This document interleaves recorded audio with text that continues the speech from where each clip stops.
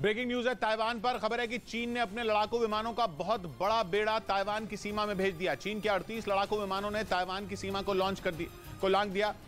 चीन की ये हरकत सीधा घुसपैठ कही जा रही है। इतने सारे फाइटर जेट का एक साथ ताइवान की सीमा में पहुंचने का मतलब यह है कि चीन ने जंग लड़ने की ठान ली है। वो ताइवान पर किसी भी वक्त हमला कर सकता है।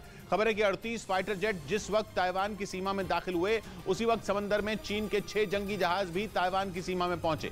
इसीलिए माना जा रहा है कि चीन ने सिर्फ ताइवान को डराने के लिए एक कार्रवाई नहीं की, बल्कि अमेरिका को भी जंग का ट्रेलर दिखा दिया। इस घटना के बाद यह आशंका जताई जा रही है कि ताइवान को हड़पने के लिए चीन कभी भी उस पर चढ़ाई कर सकता है। और अगर ऐसा हुआ तो फिर तीसरा विश्व युद्ध छिड़ने में देर नहीं लगेगी, क्योंकि इस वक्त अमेरिका ताइवान की ढाल बना हुआ है। वो कई बार ये चेतावनी दे चुका है कि अगर चीन ने ताइवान को हड़पने के लिए उस पर हमला बोला तो वो चुप नहीं बैठेगा।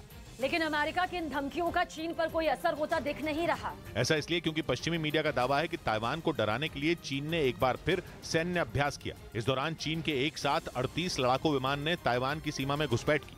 यही नहीं, चीन के 6 जंगी जहाज भी ताइवान के पास पहुंच गए, जिसके बाद पूरे ताइवान में जंग का अलर्ट जारी कर दिया गया। पश्चिमी मीडिया के मुताबिक चीन की इस हरकत का जवाब देने के लिए ताइवान ने भी अपने कई लड़ाकू विमान उड़ा दिए और चीन को यह दिखा दिया कि वो उसकी कोरी धमकियों से डरने वाला नहीं है, क्योंकि उसके साथ बाइडेन खड़े हैं, जिन्होंने ताइवान को भरोसा दिलाया है कि वो चीन के खिलाफ उसका साथ कभी नहीं छोड़ेंगे। हालांकि इसके बाद भी ताइवान के लिए चीन का खतरा बढ़ता जा रहा है, क्योंकि वक्त बीतने के साथ वो और भी खतरनाक कदम उठा रहा है। पश्चिमी मीडिया का दावा है कि चीन के लड़ाकू विमानों और जंगी जहाजों की ये घुसपैठ 27 अप्रैल की सुबह 6 बजे से 28 अप्रैल सुबह 6 बजे के बीच हुई। हालांकि दावा किया जा रहा है कि ताइवान के विरोध के बाद चीन के सारे विमान और जंगी जहाज उसी सीमा से लौट गए।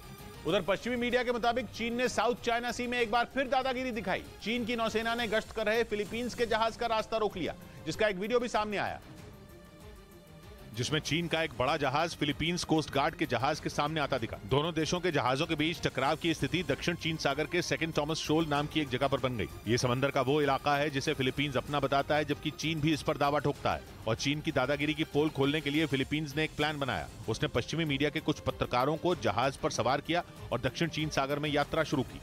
लेकिन 1670 किलोमीटर लंबी यात्रा के दौरान चीन की नौसेना ने उनके जहाज को रोक लिया और इलाका छोड़कर वापस लौट जाने की धमकी दी। जहाज में सवार पश्चिमी मीडिया के पत्रकारों ने कैमरे में इस टकराव को रिकॉर्ड कर लिया। यानी अपनी चालबाजी से दूसरों को फंसाने वाला चीन फिलीपींस की चाल में फंस गया। असल में पिछले दिनों अमेरिका के साथ फिलीपींस के युद्धाभ्यास से चीन बौखलाया हुआ है। उस युद्धाभ्यास के बाद से दोनों देशों के बीच तनाव और ज्यादा बढ़ गया और इसी वजह से वो कभी फिलीपींस को अंजाम भुगतने की धमकी देता है तो कभी समंदर में जहाज का रास्ता रोक लेता है। कुछ दिन पहले भी फिलीपींस ने चीन पर इस इलाके में धौंस जमाने का आरोप लगाया था। तब चीन ने उसके जहाज पर एक लेजर डिवाइस का इस्तेमाल किया था, जिससे जहाज के चालक दल को कुछ देर के लिए दिखाई देना बंद हो गया था। इस बीच ताइवान के मीडिया ने दावा किया कि चीन समंदर में एक ऐसा इलाका बनाने